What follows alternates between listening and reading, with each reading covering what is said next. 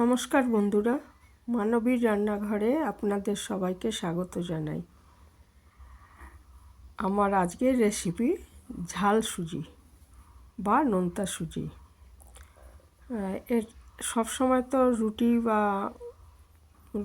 লুচি কি পরোটা এগুলো খেতে ভালো লাগে না, তো সেই জন্য ব্রেকফাস্ট হিসাবে এটা বানিয়ে নেওয়া যায়, খুবই ভালো হয় খেতে।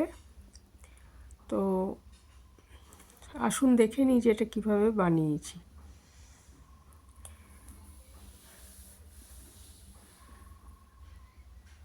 এর জন্য আমার কিছু সিজনাল সবজি যেগুলো সেগুলো লাগবে। আর এখানে দেখুন আমার কারি পাতা গাছটা খুব সুন্দর হয়েছে, নতুন পাতা হয়েছে, গাছটা দেখালাম নিচে লাগানো আছে। আর আমার বেশিরভাগ গাছ ছাদে, তো এই গাছটা নিচে রয়েছে। আমি একটু কারি পাতা এখান থেকে নিয়ে নিচ্ছি, তলার দিকে যেগুলো ছিল ওখান থেকে একটু আমি কারি পাতা নিয়ে নিচ্ছি। এটা ঝাল সুজিটা বানানোর জন্য লাগবে।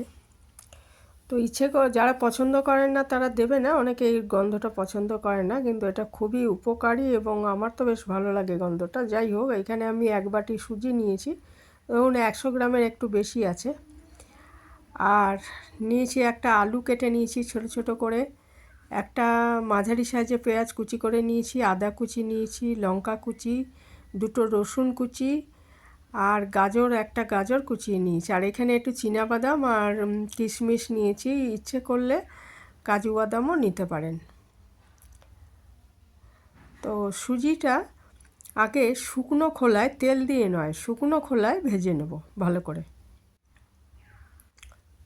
এভাবে ভেজে রাখলে কিন্তু সুজিটা, যদি এমনিও ভেজে রেখে দেওয়া যায় তাহলে পোকা লাগে না সহজে। তো যাই হোক, এটা আমি কাঁচা সুজি ছিল আমার, সেটাকে আমি শুকনো খোলায় আগে ভালো করে ভেজে নেব, মোটামুটি যেন একদম কাঁচা ভাবটা চলে যায়, লাল করে ভেজে নেব।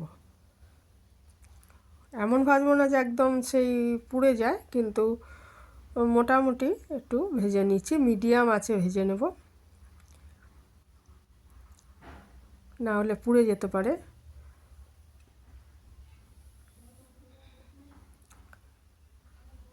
আর আমার তো সবজিগুলো আমার রেডি করা আছে, কেটে ধুয়ে রাখা আছে। ইচ্ছে করলে ফুলকপি বা বিন কড়াই এইগুলোও দেওয়া যায়, কেউ কেউ টমেটোও দেন, তবে আমি শুধু আলু আর গাজরই দিয়েছি। এবারে আমি ওখানে সাদা তেল দিয়ে দিয়েছি, দিয়ে চীনাবাদাম আর ওই কিশমিশটা একটু ভেজে তুলে রাখছি। এটা সাদা তেলেই ভালো হবে, পুরো ঘিতেও করা যায়, কিন্তু ঘিটা কম খাওয়াই ভালো, তাই একটু সাদা তেলেই, ঘি সামান্য একটু দেবো পরে, কিন্তু এমনি সাদা তেলেই করব রান্নাটা।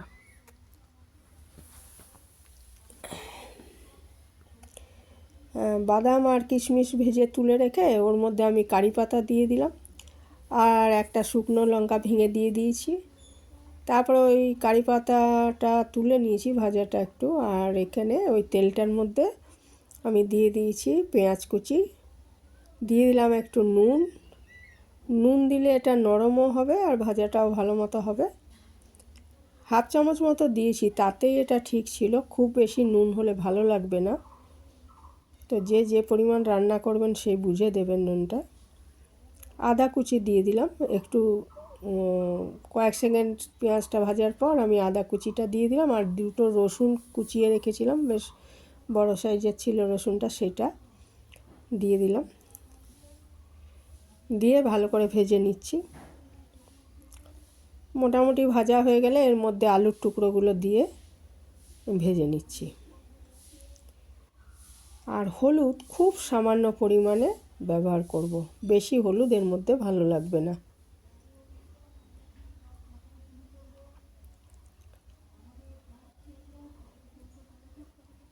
আর গাজর কুচিগুলো এর মধ্যে দিয়ে দিলাম, এবারে দিয়ে ভালো করে ভেজে নিচ্ছি।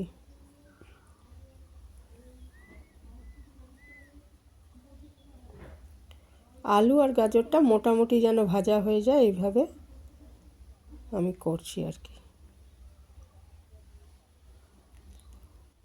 মোটামুটি ভাজা হয়ে গেলে এর মধ্যে আমি যে শুকনো খোলায় ভেজে রেখেছি সুজিটা সেটাকে দিয়ে দেব।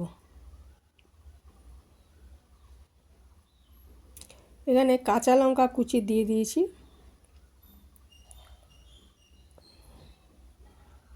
আর এবারে শুকনো খোলায় ভেজে রাখা সুজিটা দিয়ে দিলাম, দিয়ে ভালো করে এগুলোর সাথে মিশিয়ে একটু একটু আবার ভেজে নেব।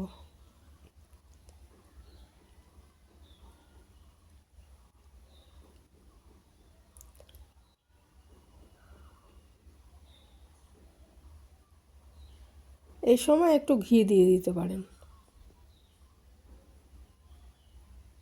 হাফ চামচ বা 1 চামচ ঘি এই সময় দিয়ে দেওয়া যাবে। চীনাবাদাম আর ওই কিশমিশ যে ভেজে রেখেছিলাম সেটা এর সাথে মিশিয়ে দিলাম।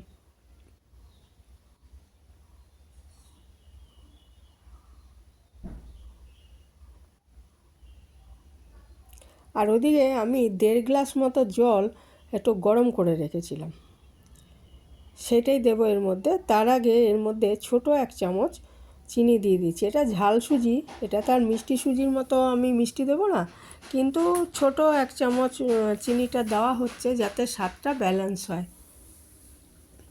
দিয়ে দিচ্ছি সামান্য ঘি। ঘিটা অপশনাল, না চাইলেও যদি মনে করেন ঘি দেবেন না তাহলে না দিলেও হবে। আর এটা আবার এই যে আমি একটু ভেজে নিচ্ছি এগুলোর সাথে ঘিটা দেওয়ার পর, দিয়ে এই যে আমি জলটা বললাম যে গরম করে রেখেছি, গরম করে রাখলে ভালো হবে। কাঁচা জল দিলে, আর জলটা কিন্তু বুঝেই দিতে হবে, সঙ্গে সঙ্গে নাড়তে হবে। মানে 1.5 গ্লাস জল এটা একসঙ্গে দিইনি আমি, 2 খেপে দিয়েছি।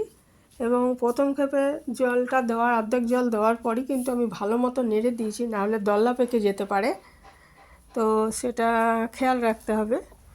তারপরে আবার বাকি জলটা দিয়ে আমি ভালো করে নেড়ে চেড়ে এটা মিশিয়ে দিয়ে এটা একটু রান্না করে নেব।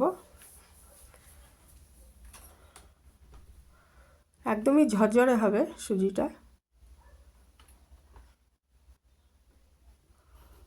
আঁচটা মিডিয়ামে রাখবো অবশ্যই, বেশি চড়ার দরকার নেই। যে 2 মিনিটের জন্য আমি একটু ঢেকে দিচ্ছি, তাহলে যদি কিছু সেদ্ধ হওয়া বাকি থাকে তো এই সবজিগুলো, তাহলে সেটাও হয়ে যাবে।